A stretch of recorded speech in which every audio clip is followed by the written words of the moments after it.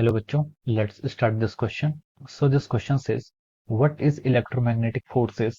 Give three example of the electromagnetic forces from daily life. Okay, तो हमें क्या define करना है, अपने इलेक्ट्रोमैग्नेटिक फोर्सेस होते क्या हैं और उसके एग्जांपल्स हमें बताने हैं। ठीक है, तो देखिए बच्चों, इस क्वेश्चन का हम की कॉन्सेप्ट लिख सकते हैं। This question is based upon our electromagnetic forces. ठीक है, ये क्वेश्चन हमारे इलेक्ट्रोमैग्नेटिक फोर्सेस पर क्या है, बेस्ड है, और हमें यहाँ पर क्या बताने हैं, उसके एग्जाम्पल्स भी यहाँ पर बताने हैं। ठीक है, अपनी डेली लाइफ पर based. Okay, so electromagnetic force is the key concept of this problem. तो चलिए अब हम इस क्वेश्चन को आगे स्टार्ट करते हैं। तो देखिए बच्चों, इलेक्ट्रोमैग्नेटिक फोर्सेस जो होते हैं यहाँ पे, इलेक्ट्रोमैग्नेटिक फोर्सेस होता है कि कोई भी इलेक्ट्रिक और मैग्नेटिक फोर्स जब इन दोनों फोर्सेस को कंबाइन कर देते हैं, वो आपका इलेक्ट्रोमैग्नेटिक फोर्सेस कहलाता है। ठीक है, जैसे कि आपके दो चार्ज पार्टिकल्स हैं, एक चार्ज पार्टिकल्स है Q1 और एक दूसरा चार्ज पार्टिकल्स है Q2। ठीक है, ये दोनों चार्ज पार्टिकल्स के आपके रेस्ट पे हैं और the distance of separation between this two charge particle is r। Okay, so यहाँ पर जो आपका इलेक्ट्रोस्टैटिक फोर्स होता है, यहाँ पर इलेक्ट्रोस्टैटिक फोर्स, ओके, वो फोर्स आपका होता है k into Q1 into Q2 divide by r का स्क्वायर। ठीक है, यहाँ पर Q1 Q2 क्या है, Q1 Q2 are the charges on this two object. के ई के आपका 1/4 पाई एप्सिलॉन नॉट, जिसको हम इलेक्ट्रोस्टैटिक कांस्टेंट कहते हैं। इसकी वैल्यू आपकी 9 into 10⁹ newton metre square by coulomb square आती है। ठीक है, ये आपका क्या है, इलेक्ट्रोस्टैटिक फोर्स। ये फोर्स क्या हो सकता है, आपका अट्रैक्टिव नेचर का भी हो सकता है और रिपल्सिव नेचर का भी हो सकता है। ठीक है, this force can be attractive और रिपल्सिव, भी आपका दोनों का हो सकता है। ठीक है, डिपेंडिंग अपॉन किस पर डिपेंड करता है, depending upon the magnitude, sorry, depending upon the sign of the charges.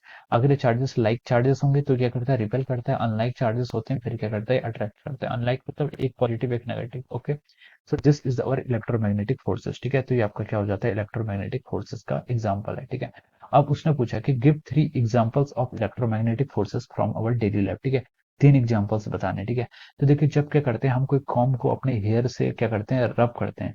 जब हम कॉम्ब को अपनी हेयर से रब करते हैं, ठीक है, तो उसके बाद क्या होता है, उसमें कुछ चार्ज डेवलप हो जाता है। कॉम्ब में क्या हो जाता है, कुछ चार्ज डेवलप हो जाता है due to the friction between our hair and in the comb. Okay, तो चार्ज डेवलप हो जाता है और उस चार्ज पार्टिकल को, और अगर हम उस कॉम्ब को फिर अगर हम छोटे छोटे जो टाइनी पेपर्स होते हैं उनके पास लें, तो वो क्या करते हैं, उससे अट्रैक्ट होने लग जाती हैं। ठीक है, तो हम बोल सकते हैं कि ये क्या एग्जाम्पल आपका एक इलेक्ट्रोमैग्नेटिक फोर्सेस का एग्जाम्पल है। और इसका हम लिख सकते हैं कॉम्ब रन थ्रू हेयर। ठीक है, जब हम क्या कर सकते हैं, जब हम कॉम्ब को क्या करते हैं, हेयर से पास कराते हैं, comb run through hair develop, ये क्या कर लेती है, डेवलप कर देती है क्या, इलेक्ट्रिक चार्जेस। ठीक है, तो आपका क्या कर लेती है, इलेक्ट्रिक चार्ज डेवलप कर लेती है।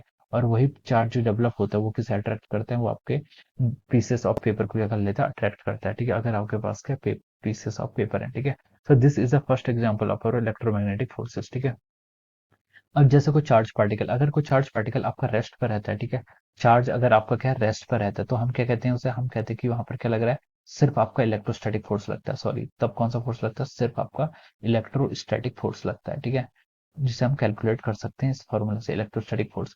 लेकिन देखिए, जब क्या होता है, कोई चार्ज पार्टिकल मूव करने लग जाता है, जब मूव करता है तो उसके अंदर क्या था, चार्ज, चार्ज के अंदर उसमें क्या था, आपका वेलोसिटी है, तो फिर वो आपका मैग्नेटिक फील्ड भी क्या करने लग जाता है, प्रोड्यूस करना लग जाता है। ठीक है, तो हम लिख सकते हैं कि चार्ज मूविंग, अगर कोई चार्ज पार्टिकल क्या है, मूव कर रहा है, तो उससे क्या हो जाता है, आपका मैग्नेटिक फील्ड भी क्या होने लग जाता है, आपका प्रोड्यूस होने लग जाता है।